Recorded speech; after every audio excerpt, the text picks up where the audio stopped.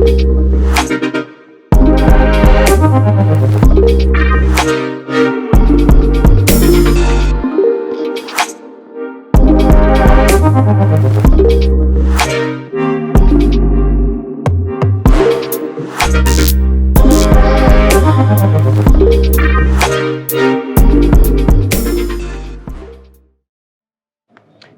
to the CCL Mind and Gut podcast series. Today we have Dr. Nameer Abad, HOD Psychiatry, Sheikh Zayed Hospital. Sir कैसे हैं आप? खैरियत से हैं?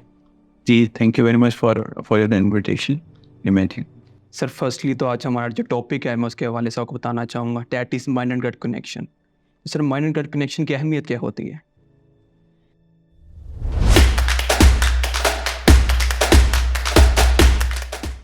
देखिए, हमारी पॉपुलेशन में ख़ास तौर पे माइंड और गट की बहुत स्ट्रॉन्ग एसोसिएशन है और मैं इसको दो एस्पेक्ट से इम्पोर्टेंट समझता हूँ।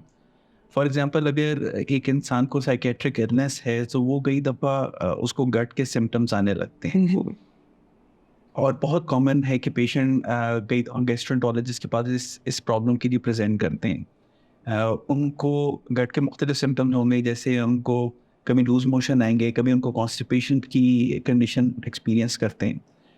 लेकिन उसमें अंडरलाइंग साइकोलॉजिकल स्टेट्स होती हैं, अंडरलाइंग डिप्रेशन, एंजाइटी की स्टेट होती है, या इंसान की अगर एक परफेक्शनिस्ट पर्सनैलिटी है उसकी बहुत स्ट्रॉन्ग एसोसिएशन है। एक फिनोमेना तो या एक एंटिटी इस तरह है।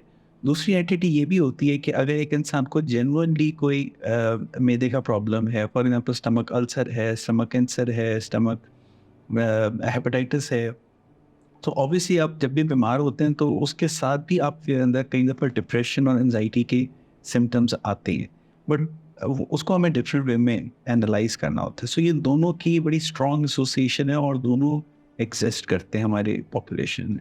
सर आपने वन वे तो बता दिया कि मेंटल कंडीशंस जो हैं वो गट को डिस्टर्ब कर रही होती हैं। क्या सर गट की कंडीशंस भी मेंटल हेल्थ को हैम्पर कर रही होती हैं?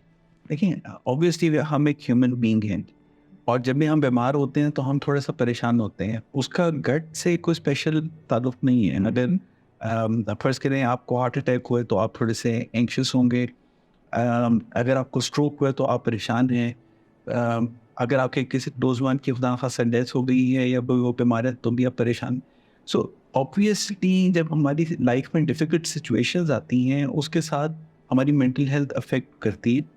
चाहे वो एक फॉर द टाइमिंग होता है, वो एक स्ट्रेस इमीडिएट एक एक्शन होता है, बट ऑब्वियसली उसका भी एक कनेक्शन तो है। सर डेली लाइफ में क्या माइंड एंड गट डिस्टर्ब हो सकता है? यूजुअली कोई भी टेंशन से, एंजाइटी से, रोज़मर्रा के कामों से, जस्ट लाइक कॉर्पोरेट के जो एम्प्लॉयज़ होते हैं बहुत ज़्यादा टास्क उनको कंप्लीट करने होते हैं, स्कूल गोइंग, कॉलेज गोइंग और जो यूनिवर्सिटी गोइंग स्टूडेंट्स हैं वो बहुत ज़्यादा एंजाइटी स्ट्रेस में होते हैं। तो क्या सर यूजुअली उनका mind and gut axis disturb हो सकता है या होता है? आई थिंक इसमें जो चीज़ हमें अंडरस्टैंड करने की ज़रूरत है कि एनजाइटी और डिप्रेशन की एसोसिएशन तो गट के साथ है, लेकिन उसके साथ जो आप अभी बात कर रहे हैं, जो भी डे टू डे लिविंग में चीज़ें नज़र आती हैं, वो एक इंसान की पर्सनैलिटी है। हम में से जो लोग जिनकी परफेक्शनिस्ट पर्सनैलिटी होती है, यानी कि जो काम के ऊपर बहुत ज़्यादा फोकस करते हैं और काम को बहुत अच्छा करना चाहते हैं, वो समझते हैं या चाहते हैं कि उनसे कोई गलती ना हो, उनके काम पे क्रिटिसाइज़ ना किया जाए, तो वो सिचुएशंस में टेंशन ज़्यादा लेते हैं। और जो लोग टेंशन ज़्यादा लेते हैं उनके अंदर बहुत कॉमन है कि उनको उनको स्टमक रिलेटेड सिम्टम्स आते हैं। उसमें कई दफ़ा आपको ब्लोटिंग की फीलिंग आती है, कई दफ़ा डायरिया होता है, कई दफ़ा कॉन्स्टिपेशन है, किसी का एपिगैस्ट्रिक डिस्कम्फर्ट, मैदे में जलन किसी कंडीशन के साथ प्रेजेंट करते हैं। सो येस, वेरी कॉमनली ये आपको आपको normal day to day living में ये चीज़ें नज़र आ रही होती हैं।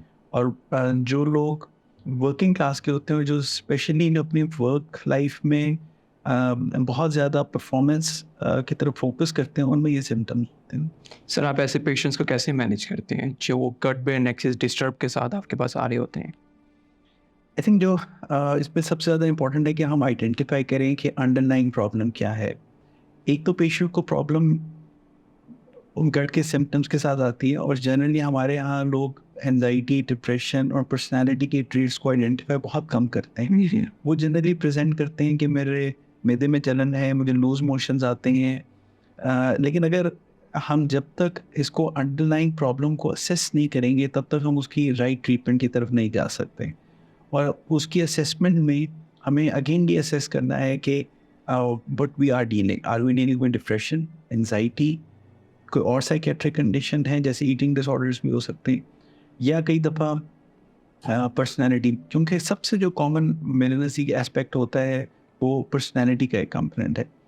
सो जब ये लोग इस तरह प्रेजेंट करते हैं तो हमें सबसे पहले आइडेंटिफाई करना चाहिए और उनको सबसे पहले अवेयर करना चाहिए कि जो आपके गट सिम्टम्स हैं उसकी अंडरलाइंग रीज़न क्या चल रही है। जब वो आइडेंटिफाई करते हैं कि अंडरलाइंग रीज़न ब्रेन से एक मैसेज आ रहा है या एक सिचुएशन है, उसको आप किस तरीके से परसीव कर रहे हैं और उसकी परसेप्शन के बाद आपकी गट ओवर एक्टिव हो जाती है। सो सबसे पहले जब आप उनको अवेयर करते हैं तो वो उस एरिया पे काम शुरू करते हैं। फिर हमें असेस करना होता है कि अगर हमें डिप्रेशन है, अगर हमें लग रहा है कि उनको एंजाइटी का प्रॉब्लम है, तो उसकी सिविरिटी को असेस किया जाता है। अगर माइल्ड सिविरिटी हो या माइल्ड टू मॉडरेट हो तो हम कोशिश करते हैं कि काउंसलिंग के थ्रू हम उसको मैनेज करें। और अगर हमें लगता है कि नहीं उसकी सिविरिटी ज़्यादा है तो पहले फिर हमें मेडिकेशन की तरफ जाते हैं, बट लॉन्ग टर्म में हमें काउंसलिंग को फोकस करना होता है। सर आपने काउंसलिंग की बात की, आपने लाइफस्टाइल मॉडिफिकेशन की बात की, तो सर लाइफस्टाइल मॉडिफिकेशन में क्या हो सकता है? पेशेंट या ऑडियंस क्या कर सकती है इसमें? आई थिंक जो लाइफस्टाइल मॉडिफिकेशन है, हम जितना नेचर से दूर होंगे उतनी ये प्रॉब्लम्स ज़्यादा हमें शुरू हो जाएंगी। और हम जिस तरह के लाइफस्टाइल को बेसिकली इस टाइम डेवलप कर रहे हैं, I would rather consider it as an artificial lifestyle जो कि आपकी लेवल ऑफ एनजाइटी को एनहांस कर रहा है। सो आई थिंक हमें अपने लाइफस्टाइल को मॉडिफाई करने की ज़रूरत है। हमें वर्क और पर्सनल लाइफ के बैलेंस को मेंटेन करने की ज़रूरत है। हमें रिलेशंस, हेल्थी रिलेशंस की तरफ जाने की ज़रूरत है। हम अब रिलेशन जैसे फॉर एग्जांपल डेवलप करते हैं सोशल मीडिया के थ्रू, जबकि पर्सनल कांटेक्ट का एक बहुत इन्फ्लुएंस होता है आपके माइंड पे और आपकी हेल्थ के साथ। सो ऑब्वियसली इन सब चीज़ों का एक एक बहुत बड़ा रोल है और हमें इनको लाइफ में लेके आना चाहिए। सर कोई एक्सरसाइजेस भी ऐसी हैं जो कि स्ट्रेस और एंजाइटी को कम करने में हेल्प कर सकती हैं? आई थिंक इसमें डेफिनेटली बहुत सारी एक्सरसाइजेज हैं। मेरा ख्याल है कि सबसे ज़्यादा इम्पोर्टेंट है कि आप अपनी हेल्दी डाइट की तरफ जाएं, वॉक एक्सरसाइज स्टार्ट करें, अपने लिए इन बिटवीन ब्रेक्स रखें, रिक्रिएशनल डेज आपको ज़रूर अपने डिसाइड करने चाहिए एवरी मंथ या वीक के एंड पे। फिर डेली बेसिस पे भी आपको कुछ ना कुछ ऐसा करना चाहिए जिससे आपको ये लगे कि ये मैं अपने लिए कोई टाइम निकाल रहा हूँ और अपने लिए कुछ कर रहा हूँ, ताकि आपके अंदर एक पॉजिटिव एनर्जी डेवलप हो। सिर्फ काम पे फोकस करना, सिर्फ काम के ऊपर लगे रहना, वो चीज़ हेल्दी नहीं है। हमने भी जिन चीज़ों से आजकल अपने लिए रिक्रिएशन डेवलप कर रहे हैं वो भी बहुत कोई हेल्दी सोर्सेज नहीं है। फॉर एग्जांपल हम लोग मोबाइल पे अपना टाइम स्पेंड करना पसंद करते हैं, हम टीवी देखते हैं, टॉक शोज देखते हैं, जबकि ये सब चीज़ें आपकी इनर एंजाइटी लेवल को इंक्रीज कर रहे हैं। फॉर एग्जांपल आप टॉक शोज देखते हैं, उसमें सिर्फ और सिर्फ टेंशन महसूस होती है। और अगर आप सोशल मीडिया देखते हैं तो आप अपने कमरे में बैठे हैं और आपको नज़र आ रहा है कि अच्छा मेरा जो एक दोस्त है वो तो एक ट्रिप पे गया हुआ है और पता नहीं मैं एंजॉय नहीं कर रहा, वो लाइफ में एंजॉय कर रहा है, तो एक फ्रस्ट्रेशन बिल्ड होने लगती है, जबकि शायद आप ही 4 दिन पहले किसी ट्रिप पे गए होंगे। सो ये सब चीज़ें बहुत एक हेल्दी लाइफस्टाइल में नहीं आती। फिर हमें जिन चीज़ों के साथ ऑप्ट करना है कि हम लोग फोकस नहीं करते, हम लोग सीखते नहीं हैं कि हमने अपनी लाइफ में कंफर्ट कैसे लेके आना है, इसका कॉन्सेप्ट ही हमारे अंदर नहीं है। हमें ये चाहिए कि मुख्तलिफ एक्सरसाइजेज होती हैं, अगर आपको स्ट्रेस हो रहा है आप उसको आइडेंटिफाई करें, उसके मुख्तलिफ मेथड्स हैं, जैसे रिलैक्सेशन एक्सरसाइजेज हैं, ब्रीदिंग एक्सरसाइजेज हैं, प्रोग्रेसिव मसल रिलैक्सेशन एक्सरसाइज है, मेडिटेशन है। हमें उन चीज़ की तरफ, हमारा कॉन्सेप्ट नहीं है, हम उन चीज़ों की तरफ नहीं जाना पसंद करते हैं। फिर अगर आपको लेट्स सपोज खुद से सेल्फ एफर्ट के बाद आपको लग रहा है कि चीज़ें इम्प्रूव नहीं कर रही, तो आपके पास एक बड़ी अच्छी ऑप्शन है कि आप पास प्रोफेशनल अवेलेबल हैं। आप प्रोफेशनल के पास विजिट करें। हमारे यहाँ एक कॉन्सेप्ट है कि अगर आप प्रोफेशनल के पास जाएंगे वो आपको मेडिसिन पे लगा देंगे, जबकि अगर एक सही प्रोफेशनल आइडेंटिफाई करेगा आपके प्रॉब्लम को और आपको हेल्प करेगा, मेजॉरिटी केसेस में हमें शायद मेडिकेशन की ज़रूरत नहीं होगी, और अगर वो भी तो शायद एक आधी मेडिसिन की ज़रूरत होगी जिससे आपकी क्वालिटी ऑफ लाइफ बहुत बेहतर हो सकती है। जो साइकोलॉजिस्ट हैं वो जो काउंसलिंग करते हैं उसकी बहुत सिग्निफिकेंस है। और काउंसलिंग में कुछ थेरेपीज़ होती है जैसे सीबीटी, जो आपके थिंकिंग प्रोसेस पे आपको हेल्प आउट करती हैं कि उसको कैसे मॉडिफाई करना है। और अगर आपकी थिंकिंग प्रोसेस बेहतर हो जाए तो आपकी लाइफ बहुत बेहतर हो सकती है। सर ऑडियंस के लिए क्या टेक अवे मैसेज देंगे आप? आई थिंक मेरे ख्याल में जो सबसे इम्पोर्टेंट बात है वो ये कि जो आपकी हेल्थ है वो बहुत इम्पोर्टेंट है, उसको प्लीज़ उसका ख्याल रखें। और हम जिस तरह अपने पैसे को बहुत सोच समझ के खर्च करते हैं, हमें अपनी हेल्थ का भी ख्याल करना चाहिए। ख़ास तौर पे जो ये गट और माइंड का जो एक्सेस की डिस्टर्बेंस है, ये पर्सनैलिटी का, जिनको जो परफेक्शनिस्ट लोग होते हैं उनके अंदर ये प्रॉब्लम आती है।